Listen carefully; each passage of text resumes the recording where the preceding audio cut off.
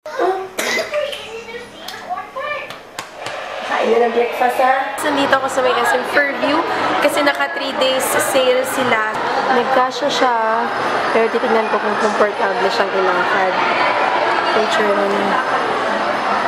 Yung butt naked, dalawa yung shades niya. So, ito yung unang maganda. Oh, good for everyday.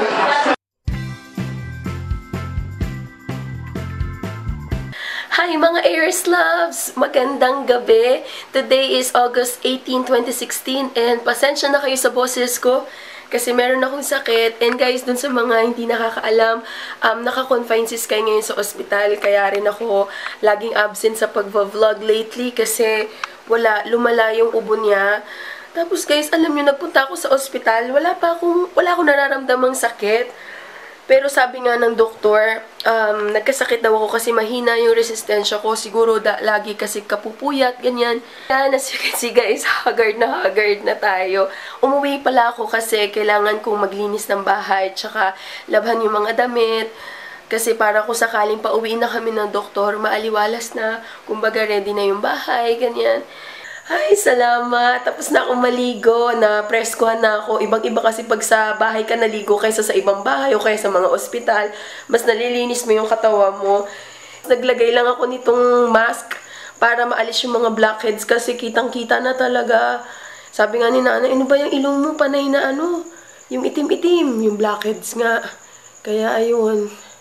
Nakakahiya naman. Gusto ko pala mag-shoutout dun sa may staff ng Medical City.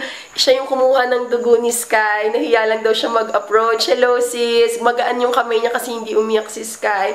Good morning mga sis! Mas lalong nawala yung boses ko. Andito pa rin ako sa bahay. Tinatapos ko yung mga labahan. Tapos mamaya pupunta na ako sa laundry para i-drop ko yung mga iba pang labahan.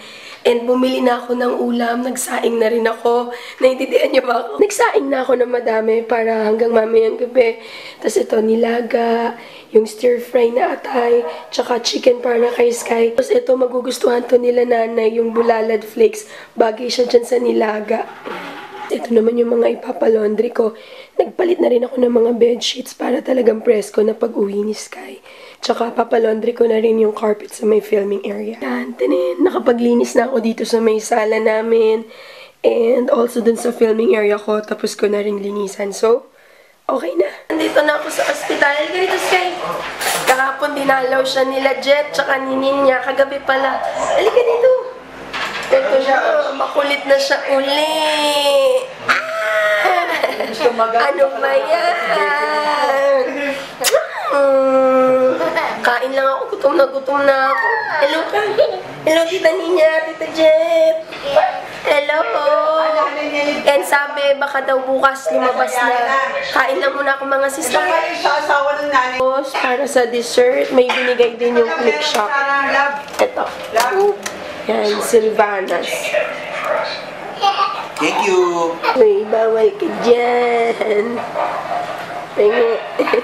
Bawal din ako dyan eh. Dapat yung lalaki. Natin. Harap. Matamis.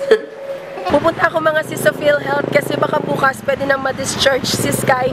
Buti na lang malapit to sa yung kuhaan ng mga PhilHealth. Ayun yung hospital ni Sky. Tara, samahan niyo ako sa Robinsons. Bigo, sarado pala yung PhilHealth kasi holiday ngayon, Quezon City Day. So wala. So Monday na kami uli makakakuha. And hindi kami makakalabas bukas kasi Sabado. Alam niyo naman walang pasok ng government pag weekend. So, ay sayang. Yan, nakita ko yung favorite ko. Bibili ako dito. Chicharon bituka. Ito masarap din to. Chicharon bulaklak. Kain. Dito ako bumili sa Crave. Good morning mga sis! Medyo bumabalik na yung boses ko. Today is August 20, 2016. Hey baby! Good morning! Maaga kami nagising, 6 o'clock. Sabado ngayon. Birthday ni Joe bukas! Hindi ko alam kung makakapunta kami ni Sky, pero nag-oo ako kay Sis Aunt Clues. Oops! So siguro ako na lang yung pupunta, kasi baka hanggang Monday pa si Sky. Hi ka kay Joe! Hi Joe! Kain na ng breakfast ha? Pakita ko sa inyo yung view ng namin, ng kwarto. So tapat Tapat lang siya or likod lang siya ng SM. So, malapit lang siya sa may SM. Ito yung breakfast ni Sky. Quaker Oats, tsaka pasensya na kayo sa boses ko. Banana, hotdog, and bread. Sarap! Nandito ako sa may SM Fairview kasi naka 3 days sale sila. So, last day na ngayon. Bibili lang ako ng mga sandals na pwede kong gamitin sa event.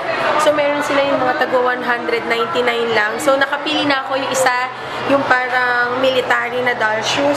Ito naman, kasi kahit saan bagay, color block, 199 lang din siya sa ano to, sa may Prima Donna. So, di ba, good steal na. Pinipili ko yung mga magagamit ko lagi. Ito yung unang napili ko. 199 lang. Yan o, makikita nyo, ang mura lang, 199. Tapos may mga magagandang design. Meron din sila yung matataas. Gusto ko nga sana, kaya lang. Alam kong di ko rin magagamit eh. Oh. 199 lang to. May mga size ako. Ito, size 10. Ganda no, 199. Tapos meron pa doon 299 na lang. Maraming mga flats. Pero gusto ko din yung mga new arrivals nila. Itong ganda oh. Sarap sa mata. Ito din, maganda. So, siguro dito na lang ako titingin sa 299 o kaya dun sa may tagti 399. Tapos, outfit of the day. Yan lang. Ano to, galing sa classmate ko nung college. Meron siyang online shop. Ilalagay ko na lang down in the description box. Tapos, naka-slippers lang ako kasi talagang plano kong bumili ng shoes para mabilis ako makasukat-sukat. So, yan. And a bag from Secosana. So, yan lang. Tingin-tingin muna tayo ng iba pang mga shoes. So, ganda flats. Ito mga sis, oh, ang bongga. Ano na lang yan, 400, or tama, 400, 399. Tingnan natin kung kasha. Size 9 siya eh. Ewan ko kung magkakasya siya. Nagkasya siya, pero titignan ko kung comfortable siyang ilangkad. Picture niya. I think comfortable naman siyang ilakad. Kahit mataas kasi wedge siya. So, I think okay na to. Masakit lang yun dun sa likod. Pero siguro kasi bago. Ayun. Dito naman ako sa NYX kasi meron silang 75% off sa mga makeup. So, ayan. Nakabili ako sa kanila na thank you NYX statement frame sa color na blonde. Mga palette, may lipsticks, tapos yun. So, Ivy, nakita ko si Ivy, tsaka sila kuya. Hi kuya. Bumibili rin sila dito sa NYX. Si Ate Jovi, from, anong original price niya ate? 1620. 1620 tapos 405 na lang. So, ayan yung butt naked. Dalawa yung shades niya. So, ito yung unang gaganda. Oh. Good for everyday. Dito naman ako sa may depth store sa Fashion 21 kasi ubos na yung all-day bronze ko. And mukhang out of stock na naman yung all-day bronze. Yun yung favorite ko na lipstick. Yung dating ginawan ko ng review. And masyadong marami atang bumibili nito, all-day bronze. Kahit dito sa tester, kung makikita niyo yung tester nila, yung all-day bronze yung pinaka-pudpud. Ito yung super favorite lipstick ko. Ito yung shade niya. Ayan, sa wakas, meron ng stock. Punta kayo dito sa SM Fairview. Ayan. Andito naman ako ngayon sa baby company. Birthday ni Ju. Kaya lang tumaas na naman yung lagnat ni Sky. Hindi na naman kami na-discharge sa hospital. So, sis Ann, if you're watching, sorry, hindi ako nakapunta. So, ginawa ko ngayon, since last day na ng sale, bumili na lang ako ng gift kay Ju. Yan, bumili ako ng gift. Tsaka dun sa kapatid ni Lux na si Ate Ali. Si Ate Ali tuloy, si Ate Arnie. So, yun guys. Ang cute dito. Meron na silang sariling parang butik na pang mga babies. Pero, ate, meron pa rin ba sa depth store na parang ganito? Nag-crave ako ng mangga. So, yun. 39 pesos siya. May kasama ng bagoong. Gutom na ako. Ang daming tao dito sa SM. Kasi nakasale sila. may papakita ko sa inyo. Iniwan muna ng kuya ko dito yung anak niya. Kasi di ba kapapanganak lang ng asawa niya, eh baka magkasakit doon sa ospital. Eh hindi naman daw nakakahawa yung sakit ni Sky. Di ba tayo mga yung TV? Tignan nyo kaka 1 year old lang nito. Ngayong buwan na eh. Ngayong buwan ba? Kaka 1 year old niya lang ng June. Tignan nyo naman. Sky, straight. Ano yung pa mo, straight mo? Mas matangkad lang si Sky, pero tignan niyo yung katawan niya. Pagpasensyahan niyo na yung suot niya. Pumuputok na. Nay! Opo. Wait lang, anak. Wait lang. Ang lakas ng ano, no? Malakas siyang kumain, eh. Tignan niyo, Grabe, yung hita niya. Wala. Tabi silang magpinsan. Ewan sa'yo eh. Sabi nga ni Lux, pag bukas hindi pa siya okay, i-confine na.